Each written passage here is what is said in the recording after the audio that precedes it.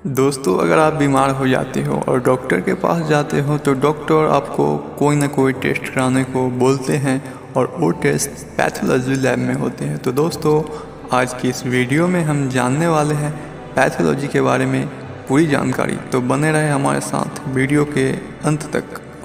तो दोस्तों, चलिए जानते हैं कि पैथोलॉजी क्या है। तो पैथोलॉजी का मतलब ही स्टडी ऑफ सफरिंग होता है। जो बीमारियों और उनके इलाज की स्टडी ही पैथोलॉजी का फोकस है।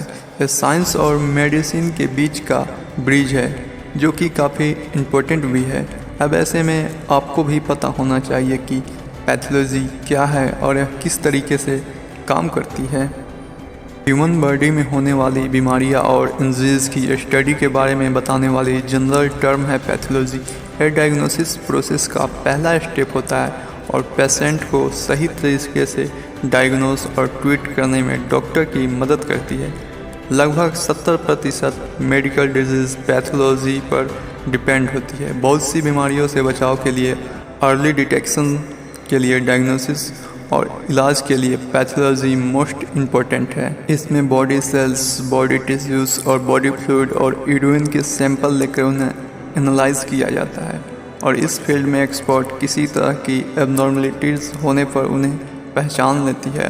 एनालिसिस करने से उन्हें प्रॉब्लम का रीज़न पता चल जाता है कि बीमारियां कैसे तेज़ी से बढ़ रही है और फंक्शंस और प्रोसेस को इफ़ेक्ट कर रही है और बीमारियां किस स्टेज तक पहुंच चुकी है।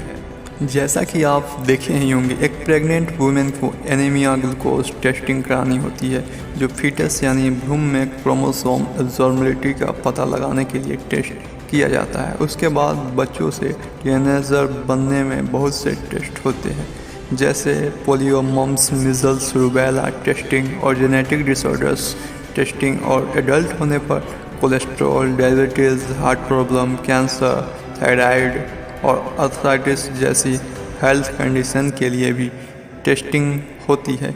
इस तरीके से पैथोलॉजी लाइफ की हर एक फेज में अपना इम्पोर्टेंट रोल प्ले करती है। पैथोलॉजी के 3 टाइप होते हैं: एनाटॉमिक पैथोलॉजी, क्लिनिकल पैथोलॉजी और मॉलिक्यूलर पैथोलॉजी। तो सबसे पहले एनाटॉमिक पैथोलॉजी के बारे में जानते हैं। तो इसमें एनाटॉमिकल फीचर्स की स्टडी होती है, जैसे कि बॉडी से रिमूव किया गया टिश्यू की स्टडी, ताकि डिजीज़ को डायग्नोस किया जा सके और उसके बारे में ज़्यादा जाना जा सके।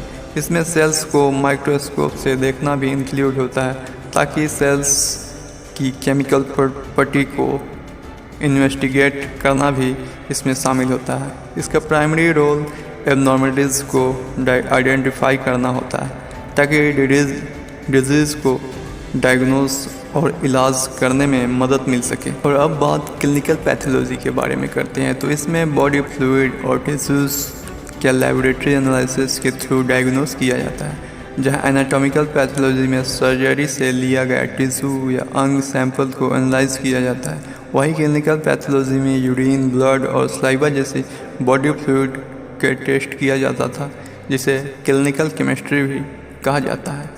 और अब बात तीसरी यानी कि मॉलिक्यूलर पैथोलॉजी के बारे में। तो इसमें जेनेटिक्स, मॉलिक्यूलर बायोलॉजी और बायोकेमिस्ट्री के एस्पेक्ट्स के साथ एनाटॉमिकल और क्लिनिकल पैथोलॉजी को भी कंबाइन करके स्टडी की जाती है।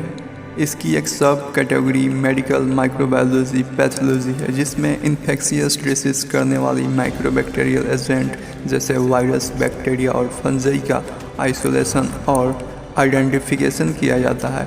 और इस तरह आपने पैथोलॉजी की तीनों ब्रांच और उनकी सब कैटेगरी के बारे में जान लिया। पैथोलॉजी में जो मेडिकल डॉक्टर या मेडिकल प्रोफेशनल हेल्थ कंडीशन की स्टडी करते हैं, उन्हें पैथोलॉजिस्ट कहते हैं। यह ह्यूमन टिश्यू, ब्लड, यूरिन ऐसे ही अंदर बॉडी फ्लूइड की एनालाइज करके मेडिकल कंडीशन की स्टडी करते हैं। मेडिकल कंडीशन को डायग्नोसिस और मॉनिटर करने में यह ज़रूरी जानकारियाँ प्रोवाइड कराते हैं और रिसर्च के जरिए किसी तरीके से डिजीज़ को ज़्यादा बेहतर तरीके से डायग्नोस कर सकते हैं। तो दोस्तों, पैथोलॉजी की काफ़ी डिमांड होती है, जो फ्यूचर में भी बनी रहने वाली है और केवल एक ही फील्ड तक रिस्ट्रिक्टेड रहने वाली जॉब पोजीशन नहीं है। इसलिए इसके बारे में जानना भी आपके लिए फ़ायदेमंद ही साबित होगा। तो दोस्तों आशा करता हूँ कि यह वीडियो आपको अच्छी लगी होगी एवं आगे भी ऐसे ही इनोवेटिव जानकारी के लिए आप हमारे YouTube चैनल को सब्सक्राइब करना ना भूलें। Thanks for watching.